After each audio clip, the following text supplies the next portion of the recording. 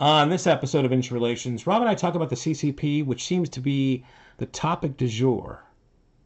Let's go. This is Industry Relations, a podcast that's at the intersection of real estate and technology from an insider's perspective, with Rob Hahn and Greg Robertson.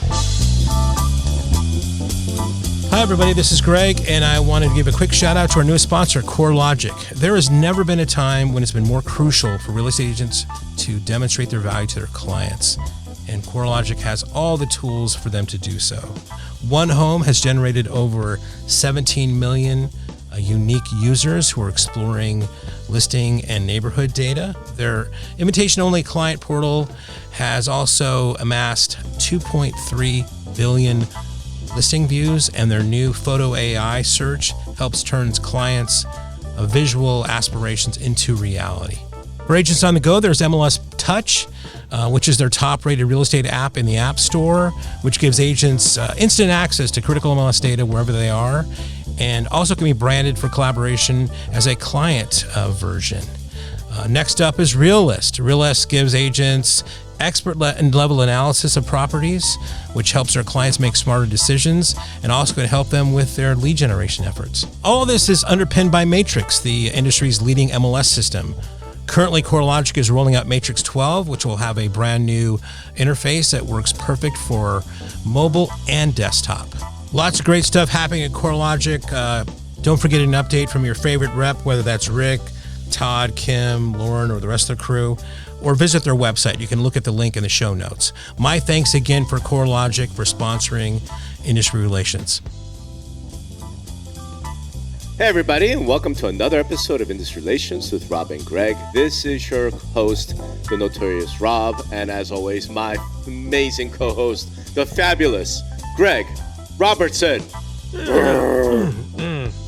Good to see you're home, though. I see the murder board behind you, so you're not, That's right.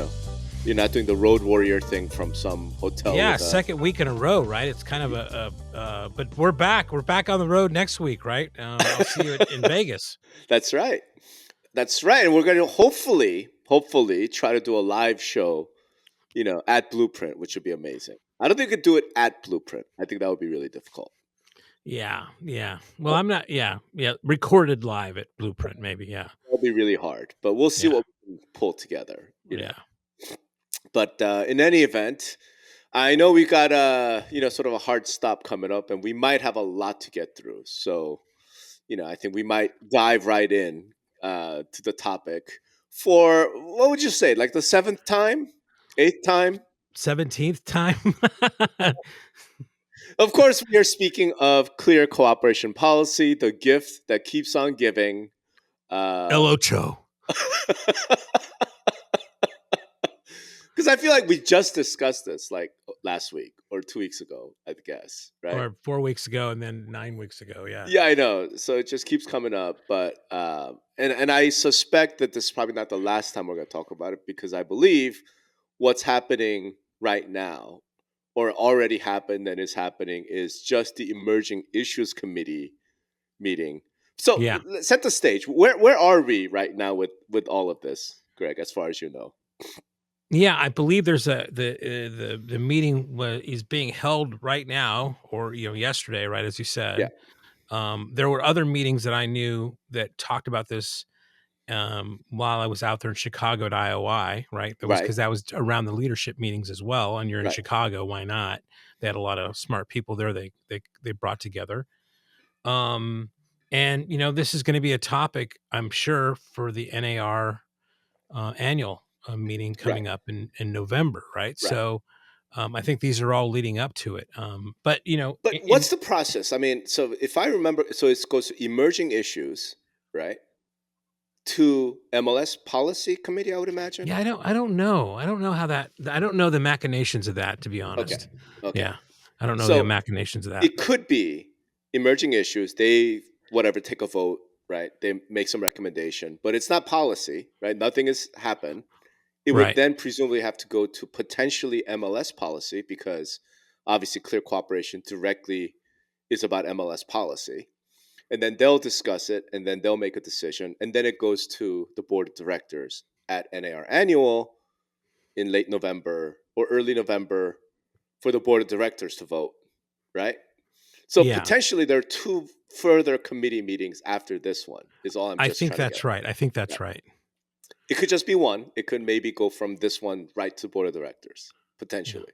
But Okay. there has been now, leading up to that. I mean, the chatter in the industry has been about this, right? Right, And right. I think every podcaster, anybody who writes a newsletter for the industry has been kind of chiming in on Guilty. this, including yourself, right? Guilty. Yeah. So I don't think it's to be honest with you, it's like maybe I'm just slow, but it's like I think reading, and you talk a lot about Brian Barrow's post, Which is phenomenal, by the way. That which is a post great, was really, really well-written good. post about this issue, and basically tries to get everybody to like stop fronting. Basically, is Right, how I right, would put it, right. right? And it's like I have these kind of concepts in my head about the threat to MLS on the compensation side, the threat to MLS on the cooperation side, the association and the MLS kind of stuff. But reading him and reading you kind of blends all those things together, where maybe you Yeah. guys saw the whole picture before, but I certainly, it certainly added to my perspective of things Okay. and really putting it in a concise manner. So let's start the discussion with that, right? With just a Okay. question for you. Did Brian's essay and my 2 giant, enormous motherfucking things, because I can't write, as powerfully as Brian can, did that change your mind on CCP? Like, were you, as you're coming into this, you thought one way about CCP, and now you think differently? Yeah, I think, as you know, I've always come at CCP from a fair housing angle, Mm-hmm. right? Mm-hmm. And this kind of notion that, as Brian says, it should be open, right? So that's where and I famously started this kind of hashtag, put it on the MLS. Mm-hmm. And I firmly still believe that there are some reason fair housing issues why this should be kept in place, Mm-hmm. right?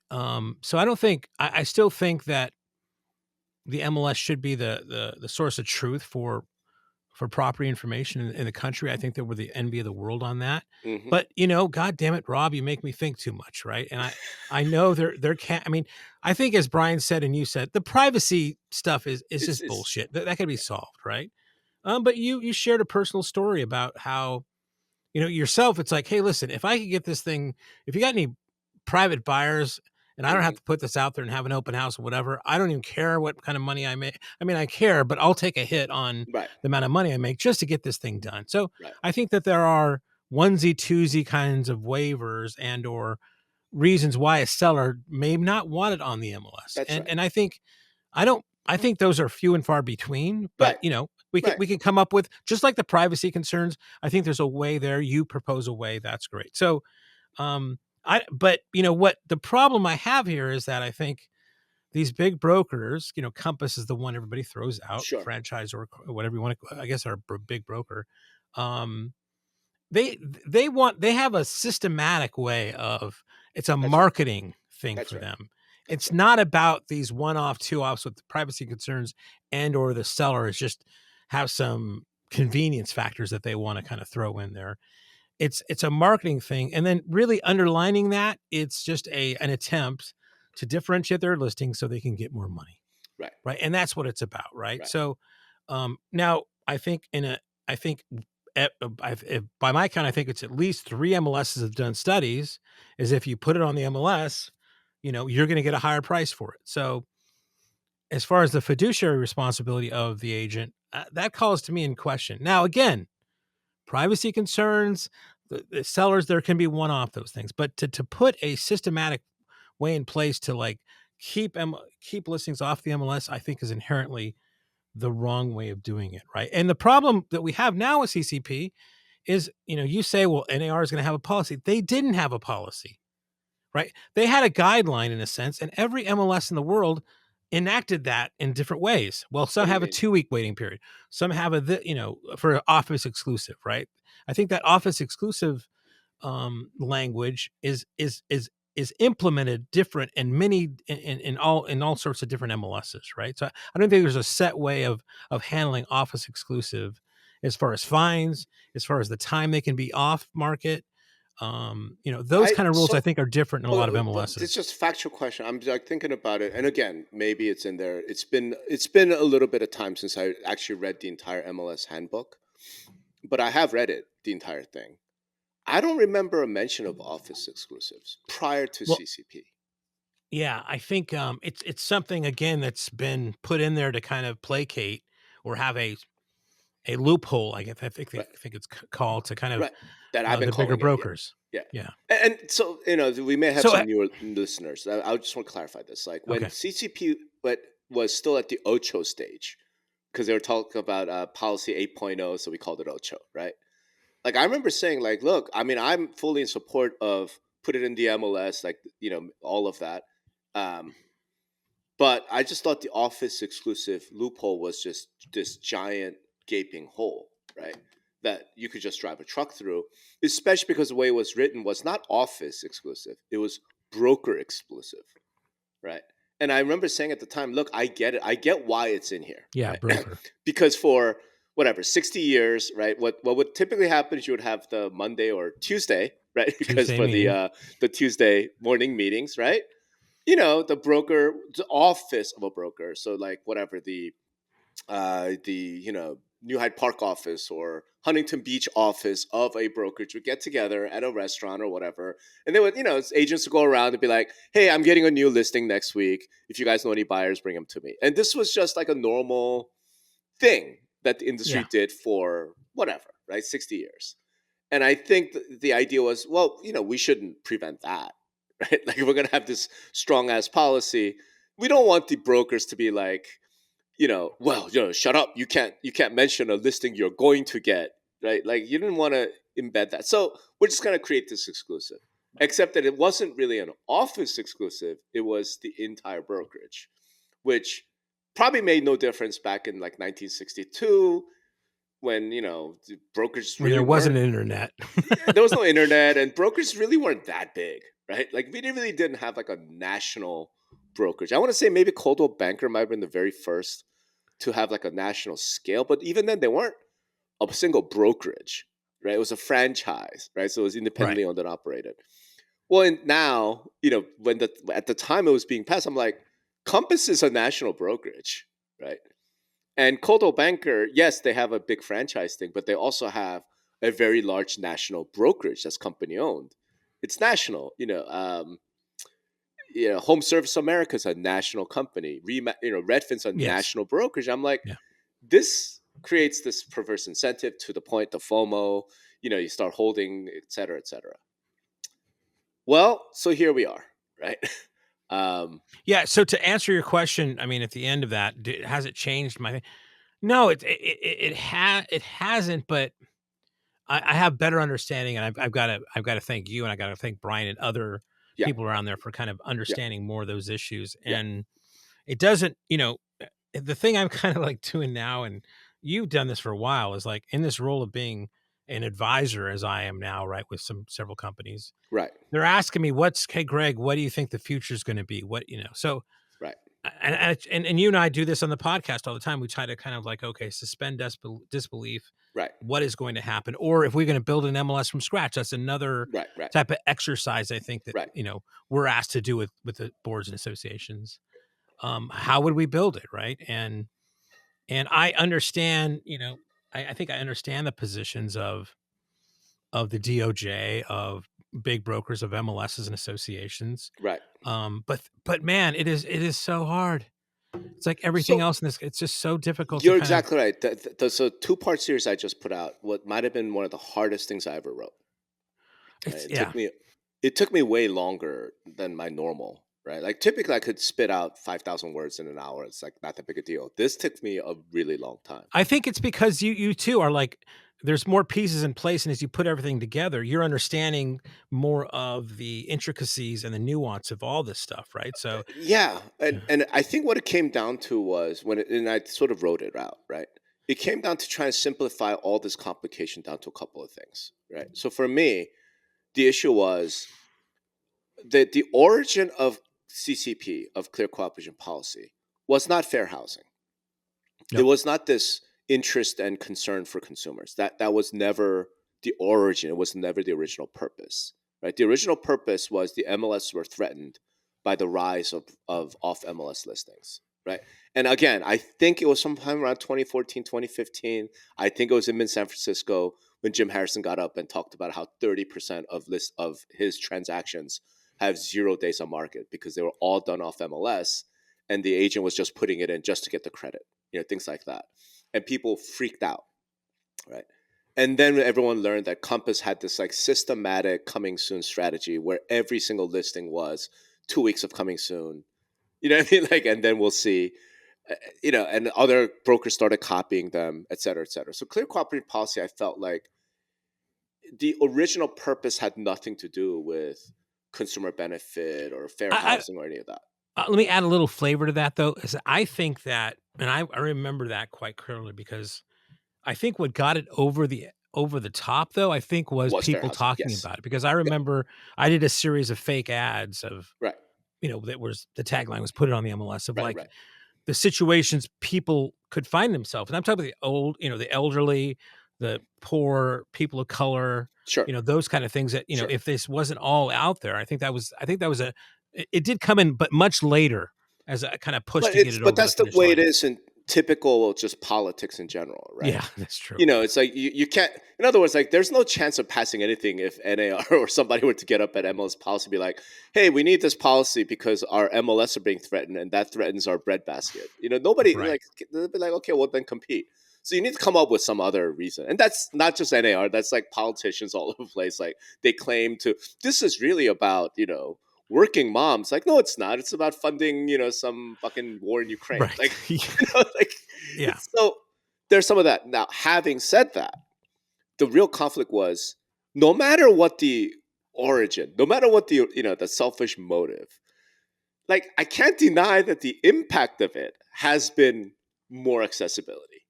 You know what I mean? So it's like, it's the whole Adam Smith, invisible hand, businessmen just being selfish and being greedy, trying to make money, produce this like socially beneficial result, right? And I felt like this is the classic case of it. So here we are 10 years later. And then I guess obviously the issue before the committee and before NAR is, should we repeal this? Right? Like, we know Robert Revkin, as reported in Riz Media and elsewhere, is like, he wants to repeal this. He was like, we should get rid of this right now. Right? Others are like, hell no, we shouldn't repeal this because of all these benefits. And when it's binary like that, repeal, not repeal, it's really hard. Yeah. That's really, really hard, especially when I felt that not repealing this. So this is where things got even more complicated. It was just purely policy, right? Should NAR repeal CCP or not? And then we could talk about the original intent versus, like the impacts. Like, okay, but the policy impact is positive, so we should just keep it, right? The problem is, maybe that's true, but it's also true that the Department of Justice is absolutely investigating CCP. Not for the socially beneficial. Like, they don't care about that. No. They care about the fact that this is being used to stifle competition against the MLS, against the existing MLSs. I don't know how that plays out. So I'm like, that's a huge risk. We just went through a giant antitrust lawsuit, that's essentially come close to bankrupting the industry, right? So it's going to cost $400 million, and all the brokers are paying up, right? And I stressed this point in my post a couple of times, but if you are a big broker, during the commission lawsuit, NAR threw you under the bus. How do you trust that if something happens to CCP, that you don't get thrown under the bus? That one, right? Yeah, so, I mean, there's no trust at all right now. Zero trust, right? So, like, I totally get it. Okay, then if you're NAR, what are you supposed to do, right?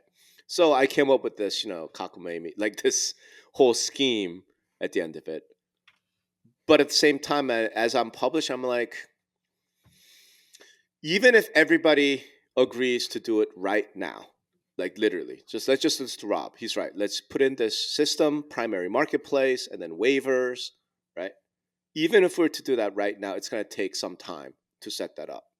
What do we do in the meantime? Yeah. I'm not sure I have a great answer for that. Yeah. I think, And what the weird part is this issue would come up from time and time again without a policy, right? And I think the reason what it was is because we had more of a cyclical industry, right? And that cyclical industry meant, well, yeah, you think exclusive listings are great now, but when it takes an average of 240 days on the market to sell a house, no, right, you put it on the MLS as soon as possible, That's right?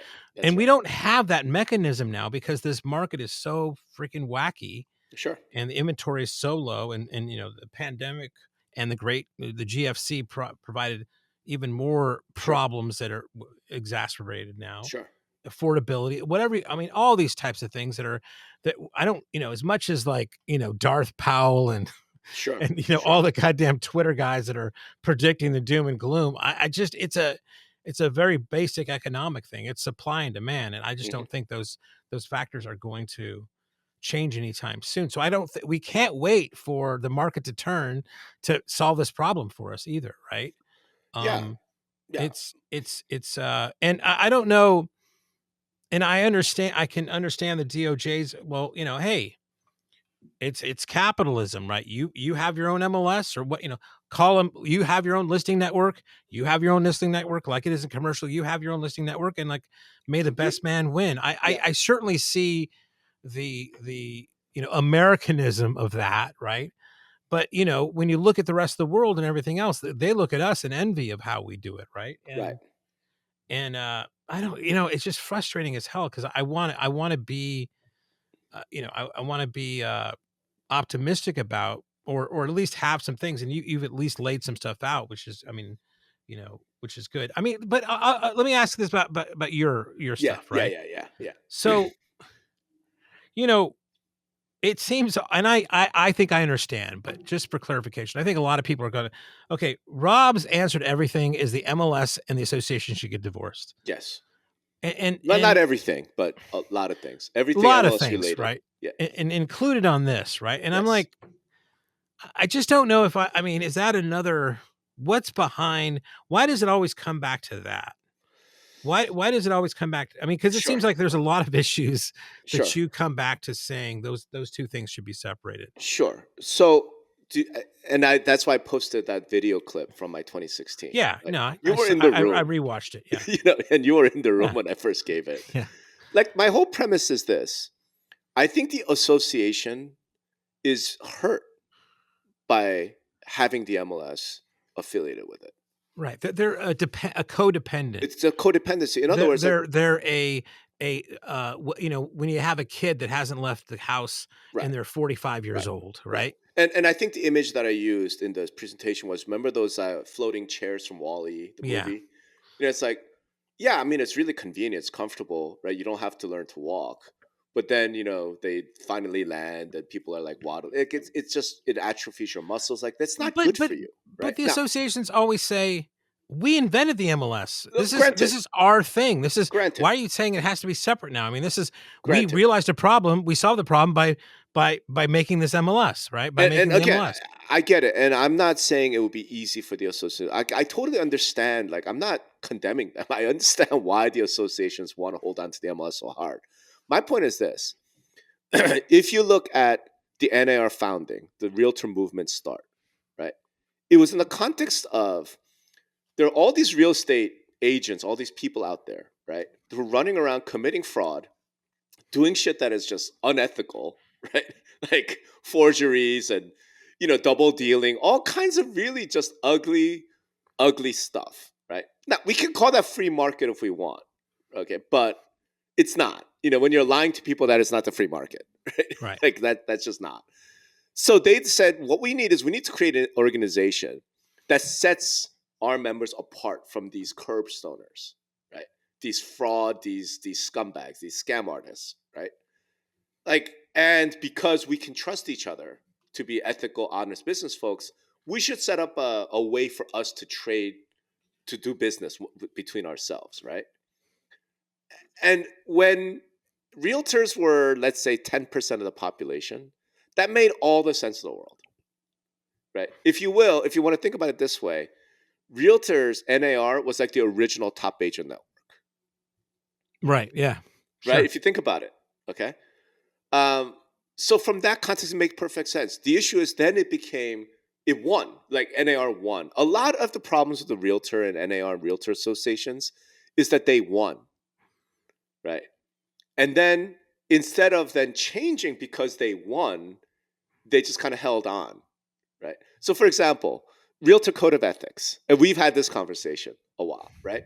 Man, when that thing was introduced in 1911 or 1913, whatever, oh my God, what an amazing document. What an amazing set of ideas, right? Like aspirational. Like I have nothing bad to say about it, right? Like, Right. and I quoted the preamble to Code of Ethics, like that.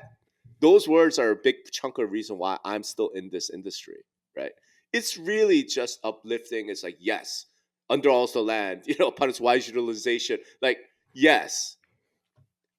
And what did they do? What realtor associations did then? Let's give them full credit for this. They went and lobbied the states to put in licensing. Okay, it was the realtors who did that. They said, listen, purchase and sale of a home is like one of the biggest decisions a family's ever going to make, right? Right now, it's being done by these like tricksters and scam artists and curb stoners. Like, we should have some standards for people who are engaged in this. But let's put in license law. So ultimately, all 50 states, everybody put in laws that says, okay, you want to help a family with the biggest transaction of their lives, you need to have some minimum education. You need to have, prove good character, et cetera. Like they put in license law. My thing is, and this is my thing, at that point, the code of ethics, right? And a lot of the laws, a lot of what the states required was taken from the code of ethics, right? So my criticism of that point ever has been, once you've won, and the state law now prohibits things like double dealing or lying or whatever, don't you have to upgrade your code of ethics? Like recognize that you've won, right? So what's been one of my big things when it's realtor associations? Tell me what the code of ethics requires that your state law does not. And most realtors, most people cannot answer that question, other than things like you can't criticize other realtors. Right. Right. And so I'm saying, look, if the realtors had realized we won, guys, we have this in license law, you know what we should do? We should up our standard, like way over and above. So if like the state law requires, no lying to clients, let's just say, right? Maybe the code of ethics requires proactive, like information. It's just like, we're going to go way over what the law requires in terms of informing about marketing or the market or your options or whatever, right? The license law requires 80 hours of education to get your license. Cool. Yeah. We're going to require 800 hours in order to become a realtor. Something, right? Same thing with the MLS. In the beginning, you're the original top agent network. You're like, look, all of us here who swore to, abide by the code of ethics, we're trustworthy business people. Let's have this system where we trade with each other. Okay. Once you've won, right? It's like the MLS now is everybody. Literally, everyone's a realtor. Everybody's part of the MLS. At that point, you kind of have to then go, we've won, guys. What do we want to do next? My point is, as a realtor association specifically, I think that is the point when they should have recognized having this weakens us, because now we don't have to compete for business. We don't have to go and convince agents and brokers to join us, to believe in the code of ethics, to believe in the things that we believe in, to subscribe to this higher standard, because we're getting millions of dollars because all these people have to join. And I get it, like the temptation is a monopoly. Oh my God, you have a monopoly. Like why? Who wouldn't want that? Who wouldn't want that? And I 100% understand. My point simply is now in 2024, it is beyond obvious that the Realtor Association has very little value proposition to an association, to an agent. Very little. Like literally, if no one had to join a Realtor Association at all, it was entirely voluntary. If you get the lockbox, the forms, the MLS, everything you need to do business without being a realtor, why would anyone join? Well, I think advocacy, right? I mean, if you to watch out for your interest in Washington and things like that. You would have something like that, right? Right. My point is, if they did that, my guess is roughly they would retain 15% of the current membership. Yeah, and that's what terrifies the realtors. And I get it. I understand why it would terrify them. I'm just pointing out. Okay. Yeah. I Anyway. get that. I get that. So people think I hate But realtors. Like, it's not true, no. man. I love realtors, and I'm but saying for your own sake, get rid of the MLS, right? but I mean, nobody's set up for that. Not Probably today. Right. in an inside voice deep, a lot of AEs probably know that. Yes, Right. they do. So that is not going to happen anytime soon. Right. No. So I just think it's a little bit like a cheat to say, well, hey, if you don't break up, I gave the idea, whatever, it's your dumpster fire. Right. So, and I'm not putting this all on you, but I mean, you're the most vocal about this kind of subject. It's like, there's certainly ways that we can fix home ownership. Sure. Right. But, a lot of people, there's known things there that we can't trample on. And, to say, well, I told you how to do it. I told you everybody gets a house from now on, and then, they can do whatever they want. Oh, you don't want to do that? Well, okay.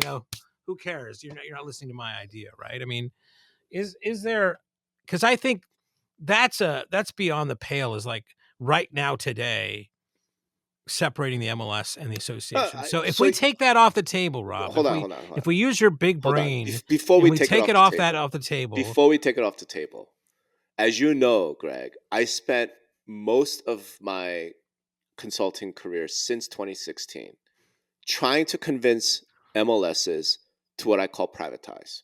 Yeah. And I got pretty far with it. Right? I got, like, in a couple of cases, some major MLSs got very, very close, right, to the association letting go. And the exchange was a very simple one, right? You can be owners and get the financial benefit. You can get as an equity holder, right?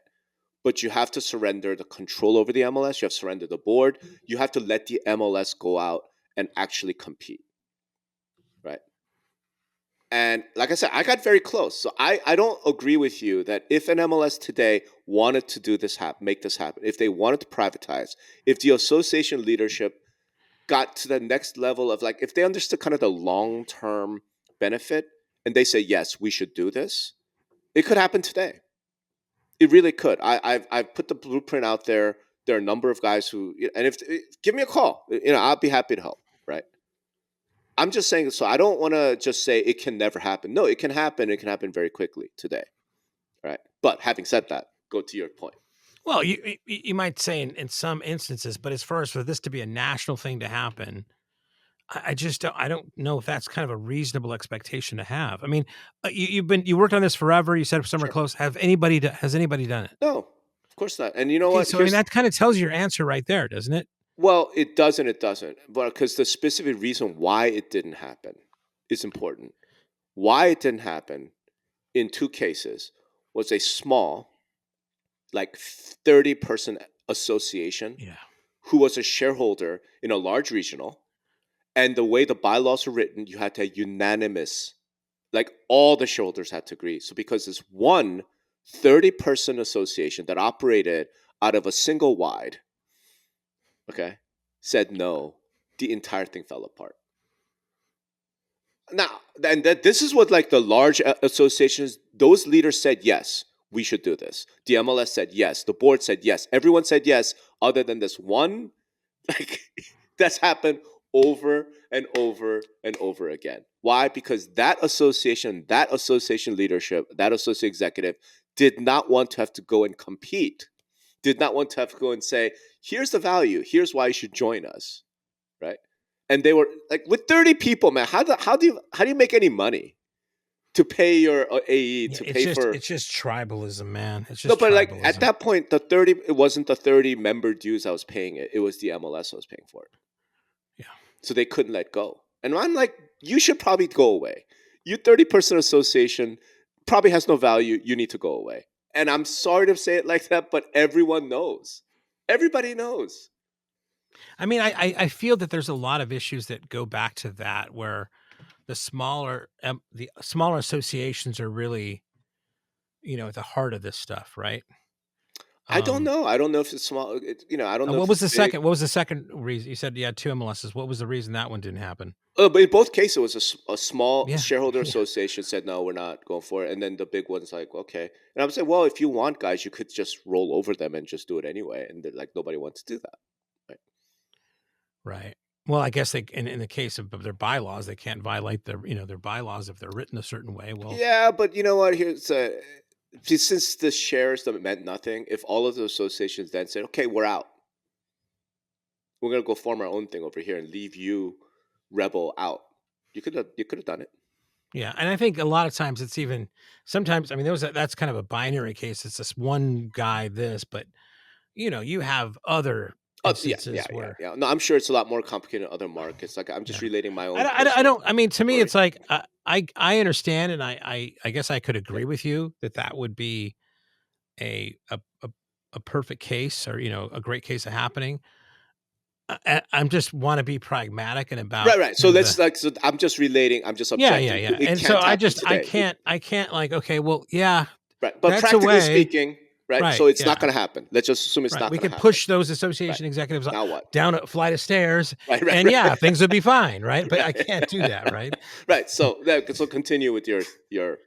actual So question and point. so how if you look at this pragmatically, you know how do you do this, especially when you have, to me it goes down to even more than that, and I guess it's another association issue. It's just like how this fundamentally this whole operation is set up with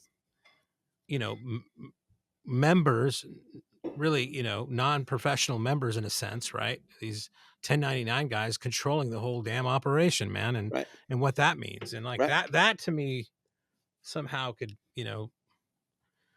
be be kind of looked at, right? And again, but I think that I'm not sure how that pragmatic could be. It's like, Sure. when you put together like a trust, right? And you're going to have like, who's going to manage the trust after you leave, right? Hmm. Well, a lot of people, oh my, Uncle Ed is a smart guy and he's a Right, fair right, guy. Not everybody has an Uncle Ed. Most right. people's families, it's crazy. So a lot of people, you know, elect to hire a That's right. professional, executor That's right. for their trust or whatever else they're doing, right? So, it's something like that. I mean, how do you kind of how do you get something like that in place for Well, some of so this stuff? this then goes to the other idea I put out there, which is the CLEC idea, right? I do think Right.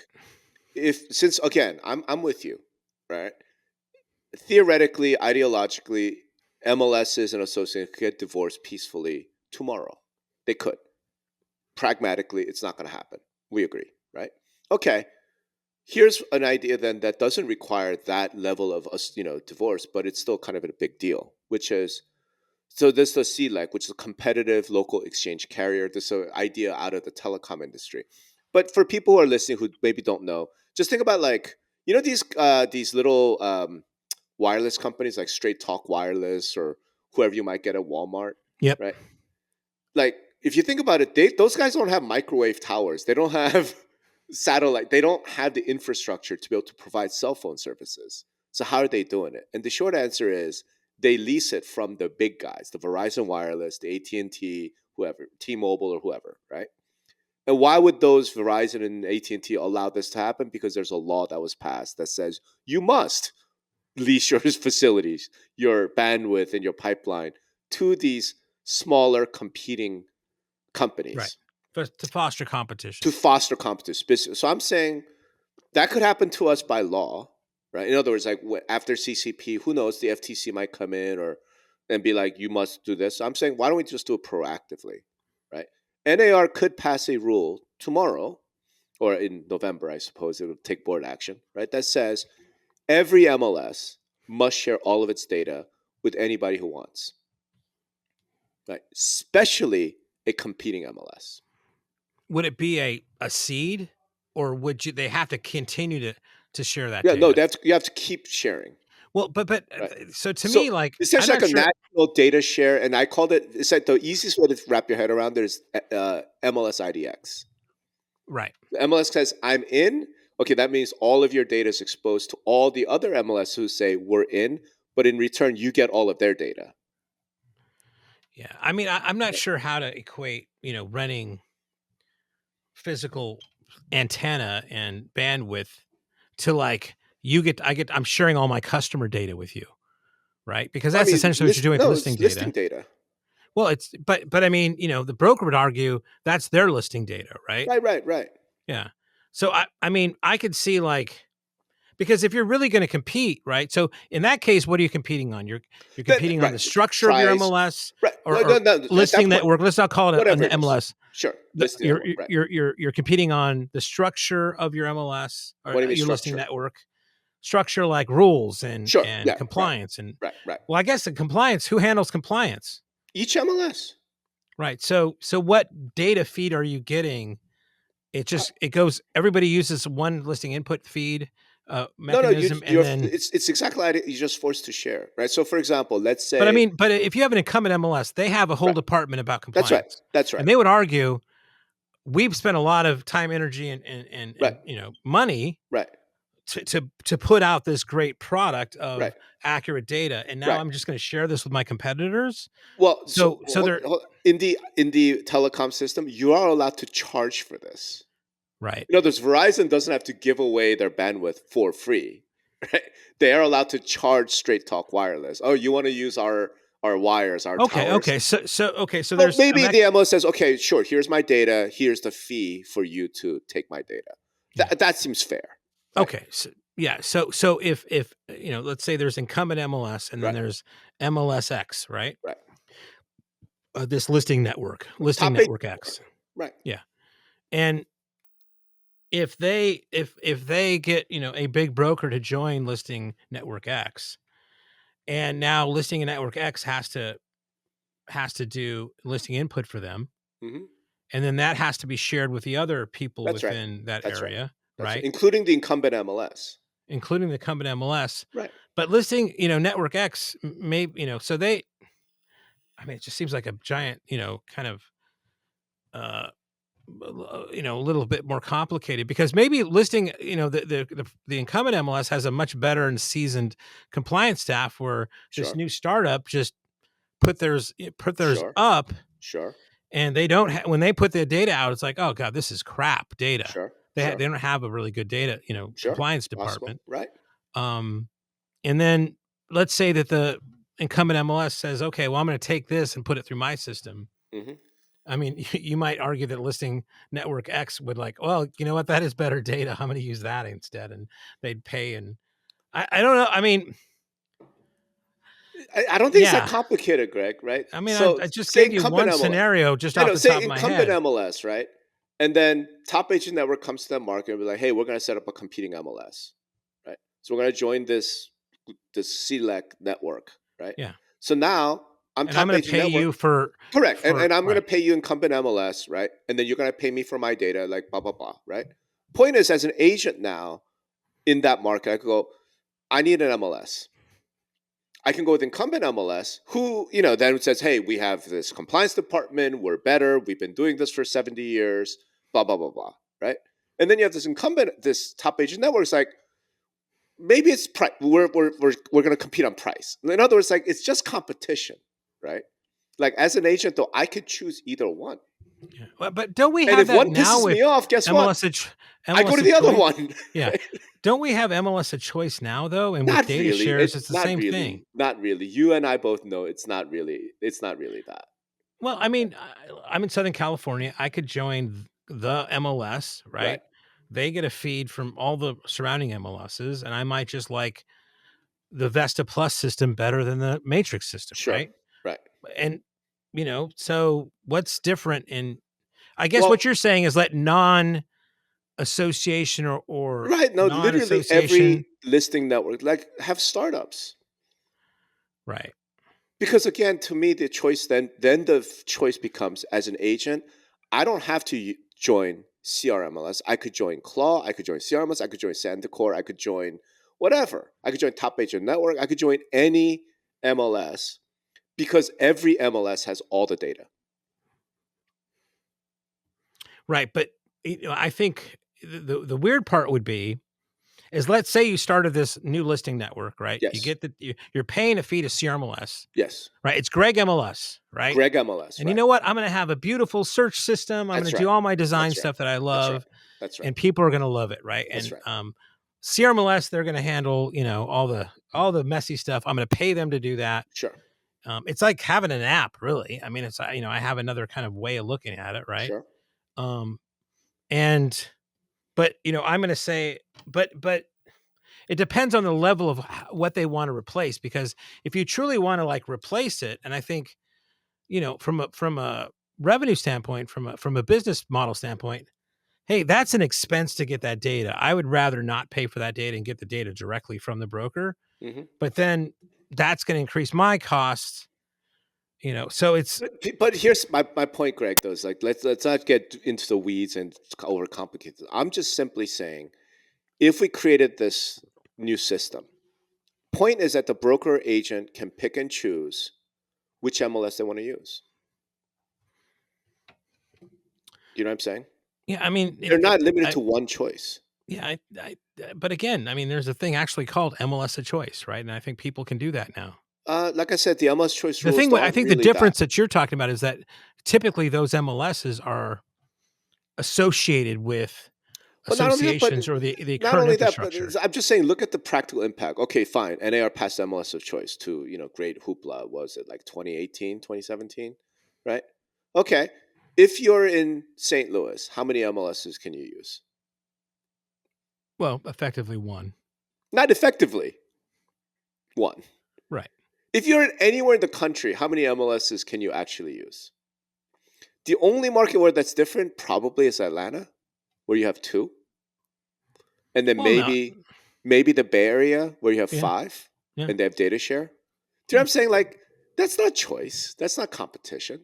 So I'm just saying but there's nothing in the rule book now that doesn't preclude. I mean, you should know this yourself very well. That doesn't preclude having another MLS start up in that market, right? No, there isn't. But that MLS has no data.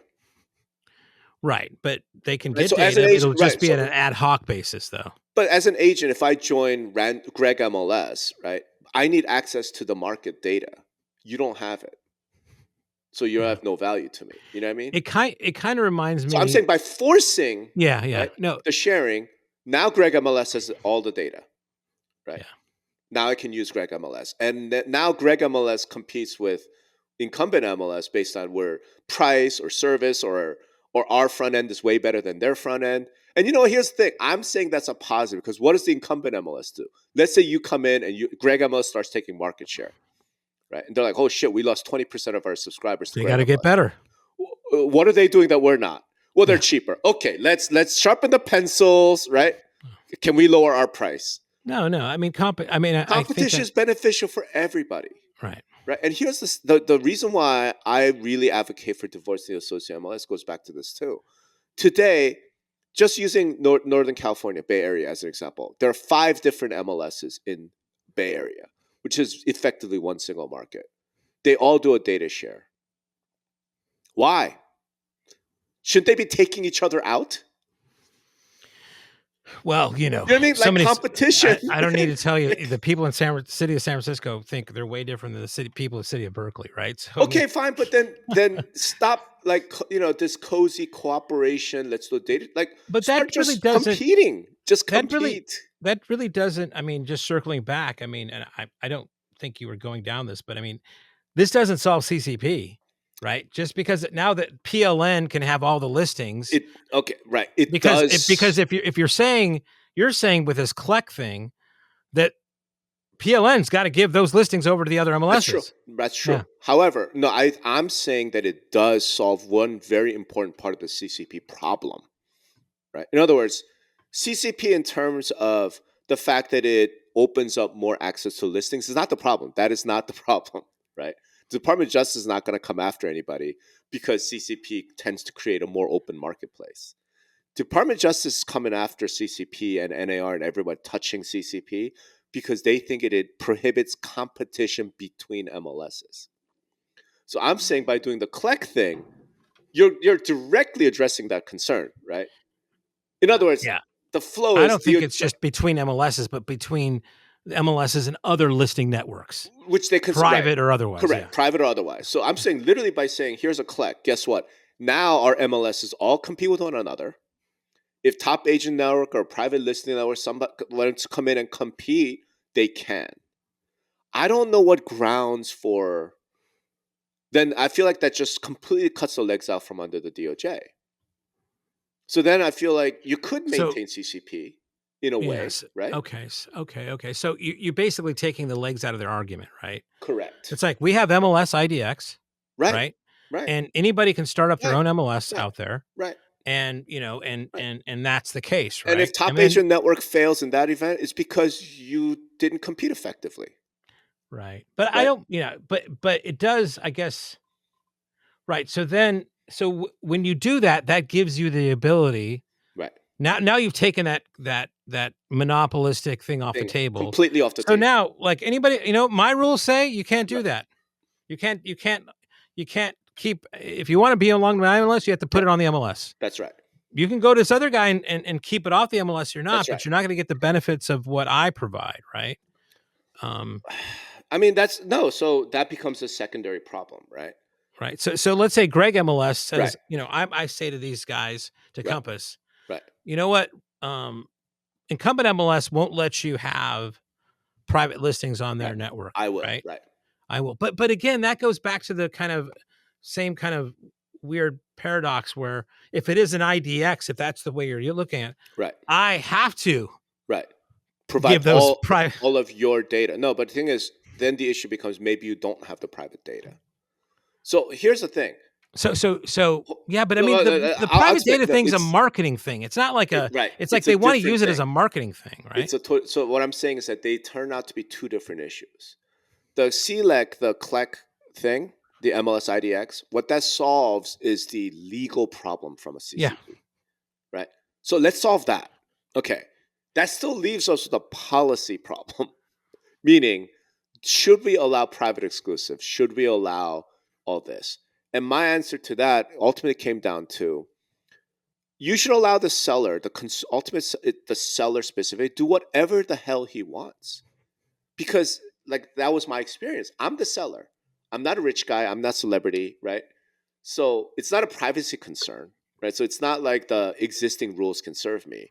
It's a marketing issue. Like I want to market my house privately because I don't want to deal with the hassles of doing it. And I'm willing to sacrifice some money, right? Because of that convenience. At that point, man, what I ultimately came to, this is simply a matter of informed consent. In other words, you should let me, right? Because when I was doing that in Texas, I was already in real estate. Like I was already a real estate consultant. Like I knew. So that's a guy who knows everything. I know the downside. I know the pros. I know the cons. I'm like, no, I want to do this. Yeah. You're the that's insider, real right? Than like some widow who's talking to. But we all know how this. Hey, let me tell you, Mrs. Jones. Like you should really want to do this, like private exclusive network, and not explain any of the downside. Yeah, but I think I still think that these guys are going to do a bang up job with their scripts and professional training, convincing these people that doing it this way is the best. You know what? MLS is going to tell you you have to write this consent form and interview for doing this, but just trust me. Sure. This is going to be, this is going to be better for you if I do it this way, right? I mean, I just don't know if I really trust the motives of others in this. And I'm in agreement. All I'm pointing out though, so the place where we would all agree is this is an issue of informed consent. Yeah. Right. And then the secondary problem is, how do we know that the seller actually wants to do a coming soon or to do a private exclusive, right? How do we know? And then the issue becomes, to your point, you don't trust the agent. Well, right? Okay, so here's I'm saying generically speaking, so this was my solution that I sort of threw out. I think I'm not going to say trust, but I bet any good salesperson, any good agent could probably come up with 5 reasons why listing it privately is a good idea, right? And here's the thing. If the seller is informed about that and understands the negatives as well as the 5 positives, then you know what? We probably should respect that seller's wishes. Right. So the only question is, hey, but I agent, think there's some MLSs that actually require a seller consent form too. I know, but that's my point. It's just a form. Right. And then you run into, but the agent did such a great job. And do we know that the agent explained the downsides as well? Right. Because again, there are times when like I was one who wanted it, right? Or coming soon. This is Revkin likes to talk about it, testing the market. To me, that feels like a legitimate strategy, right? Why don't we let them do it? And the issue is only because we just need to be sure that the seller is making informed consent, right? I think that problem can be solved. I think if like the smart people in the room got together and said, okay, how do we solve the informed consent problem? It is a little bit almost like you can solve the privacy issue, right? So that's a red herring. Right. It seems like this could be one of those things. This is a better, like, it's just a matter of determining informed consent, right? So, the idea I threw out in my post is, it got laughed out of the room when I proposed it. It's a simple one. Cool. The agent comes in and says, my client wants to do this. All right, cool. The MLS compliance department is going to call your client. Yeah. and talk to the client to make sure, right? If you did your job as an agent and really explained the pros and cons, you should be like, yeah, absolutely, call my client. This is fully informed consent, right? If you're like, I don't want you calling my client, why not? Yeah. I mean, I feel like, and I think you talked about this too, is like, I think the rule should be you have like a office exclusive status, right? We talked about this in the last thing in a sense, right? Yeah. So you have to put it on the MLS. You have put it as an office exclusive pass. That expires in 60 days. Sure. And DOJ wanted 60. We thought 1 day, right. Make it 30 as you suggest, right? Right. 2 weeks, 30 days, whatever. Yeah. Either called broker exclusive or office exclusive to kind of go with what you're saying, the nomenclature of the area. And then just, if it's not, again, you know what, give them 60, right? But at 60, it flips.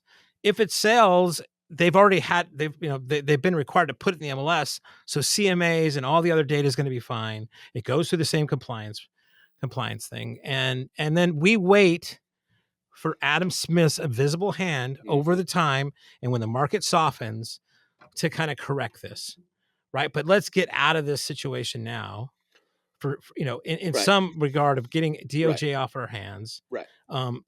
Maybe the MLS IDX thing also is in concert with this, right? But they're two sort of separate things. Trying to solve they are two separate things, right? Yeah. I'm just saying, if we eliminate the legal anti-competitive problem, then we could be completely free to really just look at the policy industry issue, right? Which to me ultimately comes down to informed consent. If the client is giving and I don't know. Again, we can get into the details, but I don't like 60 days and then 7 days kind of flip. I kind of feel like should the MLS even have those? Like, why don't you just let the broker and the seller, as long as the seller is giving informed consent, just let them. Well, because what's going to happen is what you were started this podcast with is 40% of the listings are going to be fucking off market. How do we know that? With informed consent. You told me how do we know it's going to happen? Well, you told me it happened. I mean, now this is in the Bay Area, Silicon Valley. I mean, it's a little bit different with informed consent, because when Jim has that wasn't with informed consent. Right. So take my stupid whatever implementation, right? The MLS Zoom calls call. Every client and records a Zoom call and walks through. Hey, so I would just make sure you understand all the positives, all the negatives. There's some negatives. Clients are, yep, I knew that. My agent told me about that. I'm totally willing. Cool. If after that 40% of sellers wanted to private exclusive, guess what? That's the free market speaking. Yeah. And ultimately we should. And that's where the MLS has to step in and go, what can I do to combat this? Right? Why? How can I be better? No, how can I be better so I can convince the brokers to still list with me? If the sellers want, right, it's like, then that's the free market speaking. But to me, all that's going to do is there's going to be, I just think, and again, I could be wrong, there's such a small subset that like, of course, I believe that. Yeah, right. Look, the other one, what you're setting up this whole thing for, are the other ones that have been successfully marketed to. Right. Right. And you just want to. So that's the real kind of market you're going to with those I'm guys. just saying, Yeah. all we're saying is informed consent. Yeah. Right. That's all. And the similar thing happens with like iBuyers. Right. So I have a friend here in Vegas who sold his house to Open Door. He's a smart guy. He and his wife looked at, doing it the traditional way, and they're like, we'll take less money because we just need to be out. He had timing issues and other things. Time is money to him. Health issues. So I'm like, that's informed consent. That is a consumer who thought about everything and said, I'm just going to sell to Open Door. Right. I'm like, we should totally respect that guy's wishes. Right. So I just feel like the more free market, the better. And ultimately, in the long run, what's the percentage? Remember when iBuying first came out, we all freaked out. Yeah. We're like, oh my God. And I made the famous bet that I'm about to pay off to a lot of people with steak dinners. Right? But in the end, it's probably looking like maybe 2% of homeowners would rather just have the convenience of selling. Right? Yeah. And I'm like, if that's it, can we deal with it? If 2% of people I want to do private exclusives, I feel like we as an industry could deal with that. Yeah. And I think the free market will tell brokers and us and everybody what they want. And I'm trying to say the MLS side of things, let's have as much free market as possible. Maybe, and you know what? Maybe to just in the interest of time and execution. Maybe it starts with everybody has to do a form. Now that's not, like you said, that's easy to kind of whatever, but let's take that baby step first and then come up with better ways. But I mean, like do something now to kind of have some sort of compromise. Right. Sure. Yeah. So I don't know. Look, if it were me giving advice to the committee meeting right now, I think my advice would be do the CLEC first, because you guys are having this discussion about policy with a sword of Damocles hanging over your head. So maybe eliminate the sword of Damocles first, like get the legal issue out of the way first, and then you could talk about what's the best way of doing this. That would be my genuine, honest advice, because you're going to make really bad policy when you have a threat of a lawsuit from the Department of Justice hanging over your head. All it is really is a different data license agreement. Kind of. That's all it is. They already have the feed and technology in place. It's just all of it. It's a different type of data license agreement. It would take maybe 3 months, maybe less. Just get some smart people in the room. We could come up with an MLS IDX concept, a CLEC concept. Very easy. Just get rid of the sword of Damocles first, and then let's tackle the really hard stuff, which is around, marketing and informed consent and all that. That would be my advice for them. But I know we got to run, so. Hopefully this was useful for somebody, because by the time this comes out, the meetings will all long be over. Well, there's some time between now and November, so we'll see. That's true, right? So maybe it'll be helpful for the committee members and others as you're thinking through it. So that wraps our 18th time discussing, or 180th time discussing CCP, and looking forward to the next time we have to talk about it, because we will, because NAR's coming, for Christ's sake. That's right, we will. Anyway, all right, thanks everybody. Thanks everybody. Bye.